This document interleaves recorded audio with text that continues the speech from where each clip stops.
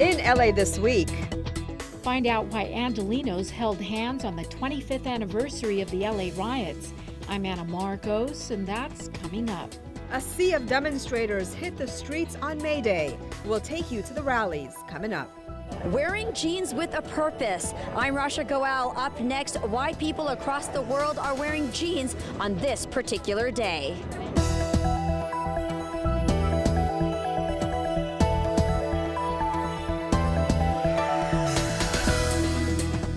Hello and welcome to LA This Week. Thanks for joining us. I'm Yana Kay. Well, if you live in LA and want your voice heard, there's one way to do that. Vote. More than 2 million registered voters got a chance to cast their ballots during the city's runoff elections. Anna Marcos brings us the yummier side of voting. Are you in favor of a 3-day weekend as opposed to the current 2-day weekend? Yes. Oh, if only voting were as fun as picking 3-day weekends or choosing what flavor of ice cream you like. Chocolate. Or picking your favorite musical artist. Press down to hear each candidate. Frank Sinatra. You have selected Elvis. Well, Elvis may not really be in the House, but this runoff election wants to bring you, the voter, into the House. Election workers hope the information event and the goofy audio booth demo help entice more voters to the polls. We didn't want to choose anything political. We wanted to make it very, interesting and entertaining for people to demonstrate. This year's runoff elections will decide who gets the seat in Council Districts 1 and 7, districts in which no candidate got a majority vote. A couple of LAUSD board seats will also be decided, and LA voters will also get to decide on an amendment on police disciplinary issues. Especially in municipal elections, every vote counts, and it's impacting their daily lives, whether it's street maintenance or closure or police or trash. And as part of outreach, more federally mandated languages seem to appear each year in the voting booth to reach even more segments of the voter population. This year, Khmer was added, which brings a total of 12 federally mandated languages available to voters, along with English, and election workers are spreading the word.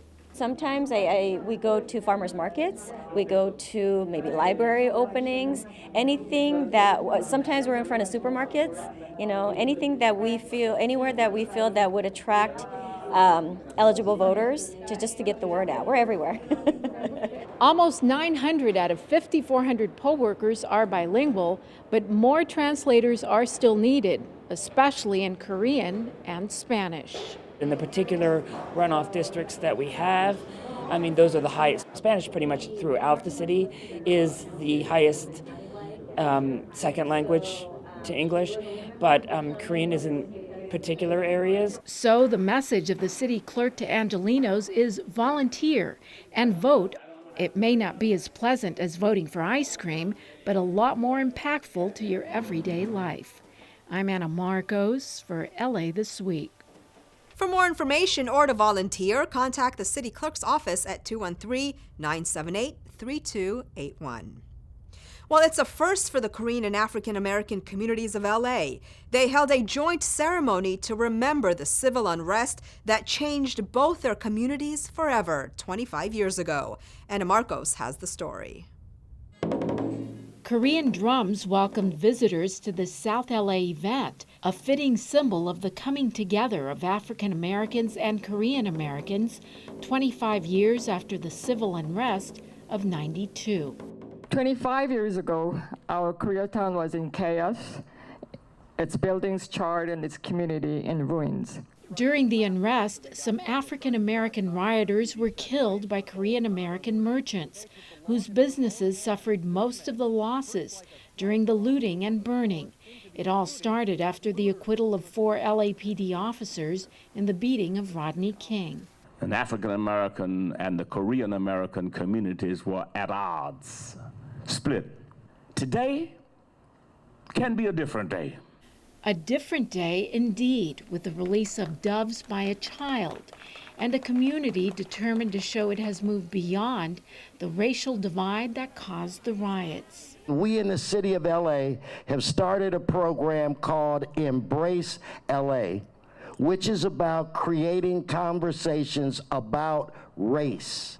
They are small dinners, and I ask each and every one of you to consider having one in your home. While relations between some communities and with police have improved, problems remain, such as economic disparity. South LA residents make less than half the per capita income that the rest of Angelenos make, or less than $14,000 a year. So today, where are we 25 years later? In some ways, a much better and richer and stronger city, more resilient. There's more understanding between communities. Our police department is a different reflection of the city. But as Pastor Boyd said, economically, we still have a long way to go. As city leaders struggle with fighting inequality, they have something to celebrate: the joining of hands by two different communities so at odds during the riots. I'm Anna Marcos for LA This Week. 63 people died during the 1992 riots. Well, local leaders and community groups also commemorated the riots by talking about how lessons learned from the past can help pave a brighter future for the city. Rasha Goel has more. Most of us will never forget these images. The aftermath of the 1992 riots after 4 police officers were acquitted in the beating of Rodney King Jr. 25 years later, at an event put on by LA County Supervisor Mark Ridley Thomas and the Empowerment Congress, Mayor Eric Garcetti joined others in remembering one of the most disturbing occurrences in the city's history. To think about where we have been, where we are, and where we must go. Los Angeles. Do you remember the sounds of our worlds collapsing in exhaustion when we were no longer Hollywood enough to glamorize oppression? When the melting pot simmered over and burned everything it touched, when the town of heart-stretching arts and culture painted sidewalks with blood and ash. The goal of this discussion was to offer possible solutions and growth opportunities to help South Los Angeles and to ensure a similar situation doesn't happen again. I think that more of our conversation is about what do we do about the economy in this area. What we need to look at, I think, going forward is how we make structural changes so that we don't continue this cycle of human behavior and tragedy that's gone on through 3 of these now in Los Angeles, 65, 92, and, you know, we're due in a couple of years maybe if we go at this rate. This short video shows the changes from the burning streets to prosperity in the 25 years. However, challenges still remain. Many of the projects in and around commercial centers targeted for destruction in 1992 created thousands of jobs in recent years and will continue to do so. Officials hope, despite racial profiling, excessive use of force, and other abuses that continue to exist, perhaps discussions such as this one will help open a door for economic prosperity and further growth in this area. I'm Rasha Goel for LA This Week. The Empowerment Congress promotes partnerships between the community and elected officials. Well, it was billed as LA's largest May Day march since a violent demonstration in MacArthur Park 10 years ago. Would LAPD be able to handle things? Well, Gil Reyes has more from LA's first May Day rally since President Trump took office. Things got patriotic when downtown demonstrators marched on May Day. It's a day when we celebrate and honor workers' contributions, but we also honor immigrant contributions. And under this administration, not only our immigrant families, but a lot of other communities are under threat. Hanging over like a dark cloud, President Trump. His plans to deport undocumented immigrants, threatening much of LA's low-wage workforce. Many of those workers marching today. Their message, resist. Everyone needs to respect workers, respect immigrants, respect the contributions we make to this country. Today is our day. These are our streets. The demonstration was mostly peaceful. Minority, labor, LGBT, and women's rights groups marching together. More than 100 organizations marched to City Hall, where things got heated between Trump and anti-Trump supporters. LAPD stepping in the middle to prevent any real violence. Mayor Eric Garcetti renewed his pledge not to use city resources like LAPD to deport people. The mayor says here in Los Angeles, all people are welcome. You can come here from Mexico. You can come here from Europe, from Africa. You can love whoever you love. You can be whatever you want to be. You can worship God however you want or not at all. Los Angeles, we define you by what's in your heart. We need to stand up and send a message to the rest of America that says, ahora estamos juntos. Now we are together. In downtown Los Angeles, I'm Gil Reyes for LA This Week. An estimated 30,000 people showed up. Police made few arrests. Chief Charlie Beck says speaking with the various groups and setting the ground rules months before the event helped to prevent any major problems. Well, turning now to Boyle Heights, where a May Day march there targeted both the U.S. administration and the LAPD. Ana Marcos has more. It's clear from the banners that for this group of protesters in Boyle Heights, the target for this march is Trump's administration and its anti-immigrant stance. We're here to demand legalization for all, no to the deportations. We're here to demand equality and respect for Mexicanos, Chicanos, and Centroamericanos, and all immigrants who are facing the racist Trump attack. I understand the struggles that my mom and my dad went through as being immigrants. I have to show that we will fight back when our community is under attack. Protesters also have a message for the cops as they march right by the LAPD's Hollenbeck station in Boyle Heights. We're coming out into the streets today on May Day, International Workers' Day, to come out and say that no more killings by LAPD. We are also here because the majority of our community is undocumented. A lot of them are immigrants. We want to make sure that Trump knows and understands that Boyle Heights is united against deportations. But the marchers demand more than just a stop to deportations. They want legalization for undocumented immigrants now. My father was deported when I was only 12 years old, and at that young age, I had to face the consequences of growing up without a father by my side. They are students, teachers, activists, families, and community members, both documented and undocumented. They may not like American immigration policies, but they have adopted one American practice, the right to protest. I'm Ana Marcos for LA This Week. Thousands of Armenian Angelenos took to the streets to mark the 102nd anniversary of the Armenian genocide. Ana Marcos takes us to the Unified Young Armenians March for Justice. Little Armenia in the heart of Hollywood.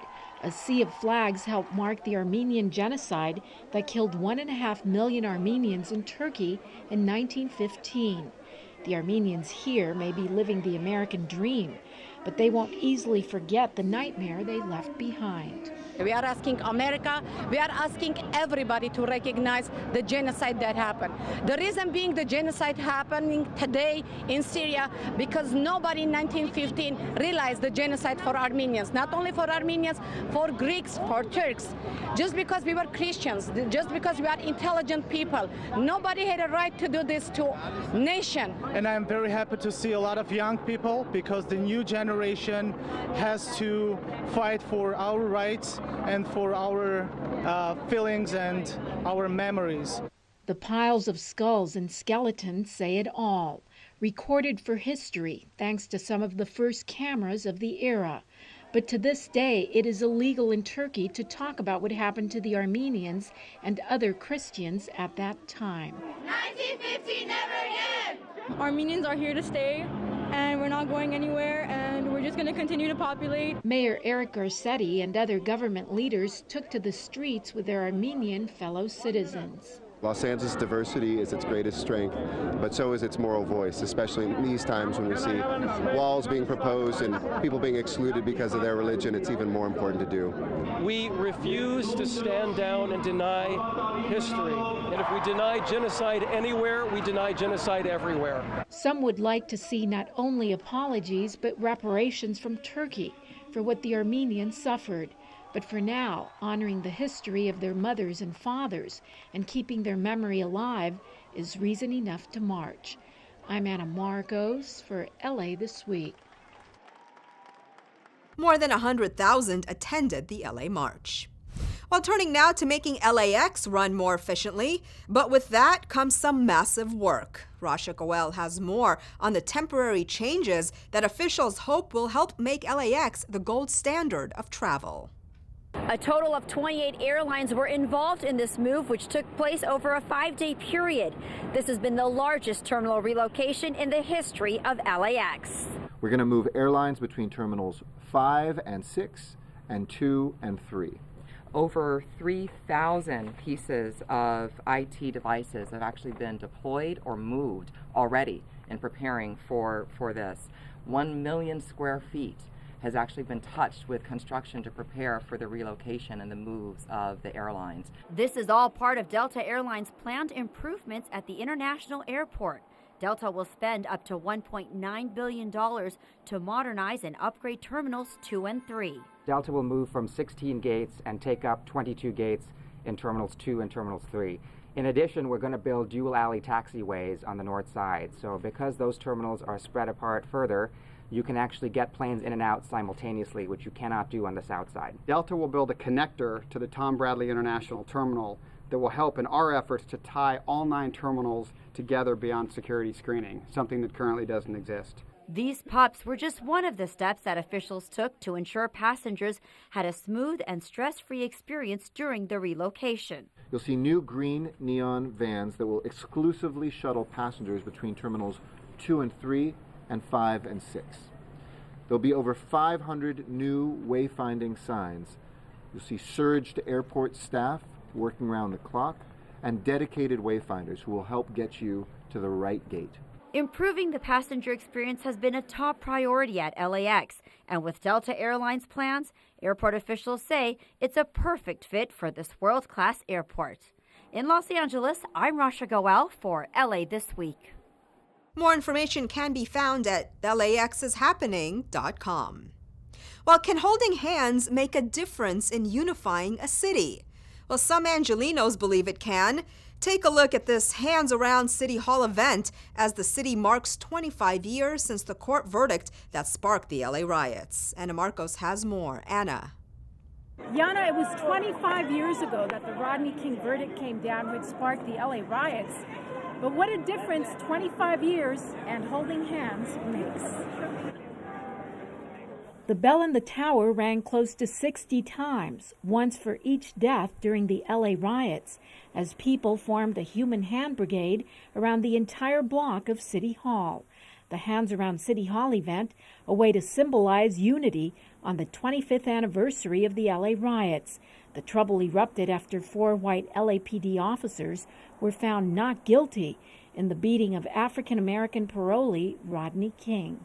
I'm here because it was unsettling to me. I actually live in South Central. A lot of the riots happen in my neighborhood. If you go to the left, you're going to see a meat market burn. You go to the right, you're going to see a cleaner's burn.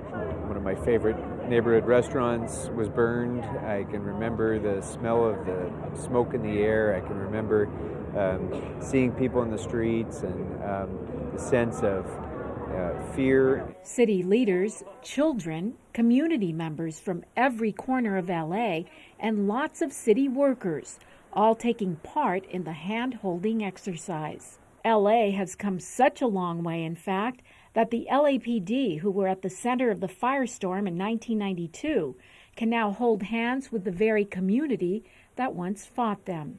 It was really cool to think about, like, so many different people coming together and holding hands. It's like the heart of the city. Because the brief explanation they gave us was that it's to make us feel as one. Angelenos still have much work to do in tackling the lack of equity and the divisiveness in many neighborhoods. But on this one afternoon, the feeling of being one, of division turned to unity, happened with just the holding of each other's hands. I'm Anna Marcos for LA This Week. Property damage during the LA riots was estimated at more than $1 billion. More than 11,000 people were arrested.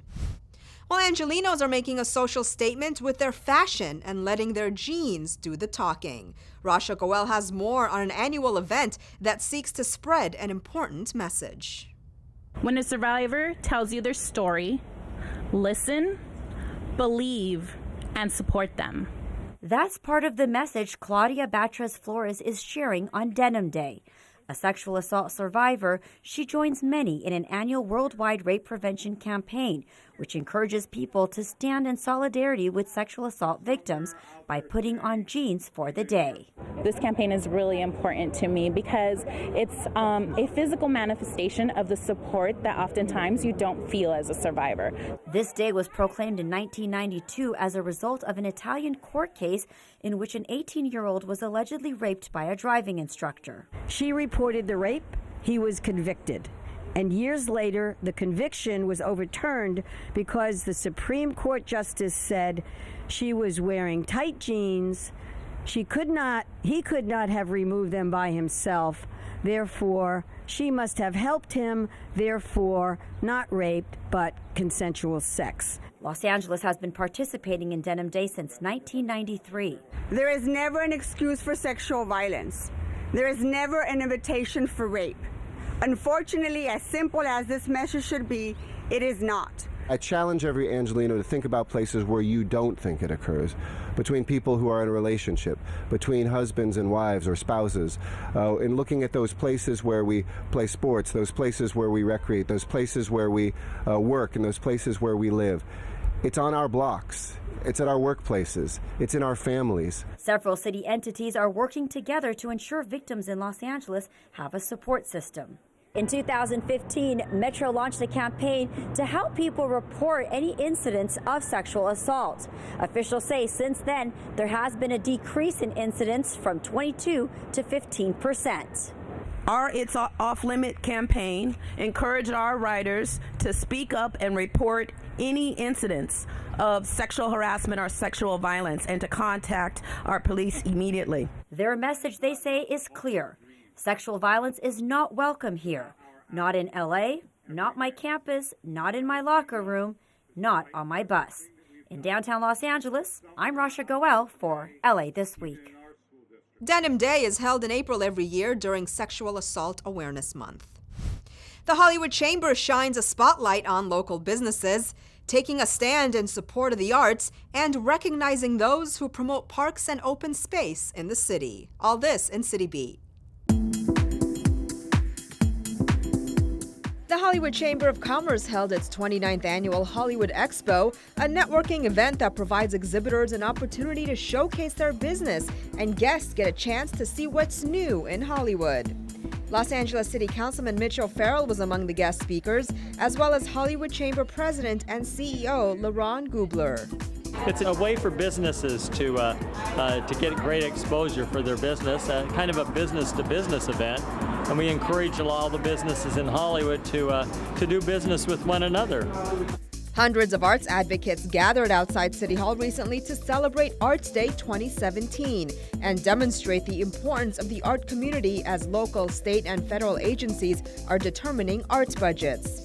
Demonstrators dressed in red also attended the LA City Council meeting where City Council member Mitch O'Farrell presented an arts proclamation. O'Farrell said that art is essential and must be supported.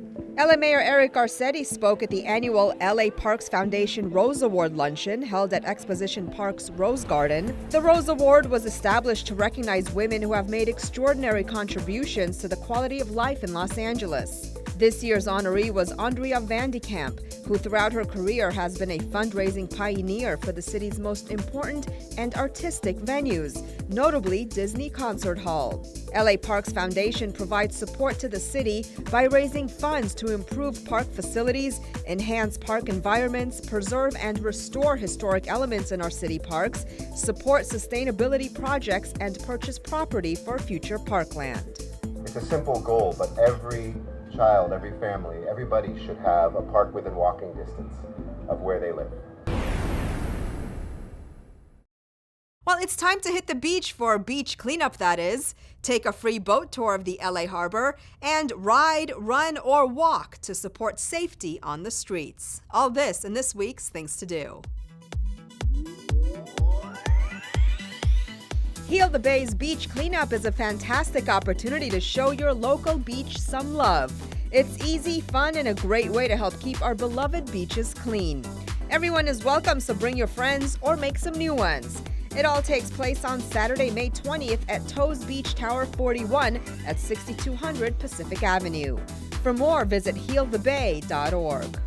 In celebration of World Trade Week, the Port of Los Angeles hosts the Waves and Wheels event at locations in both San Pedro and Wilmington.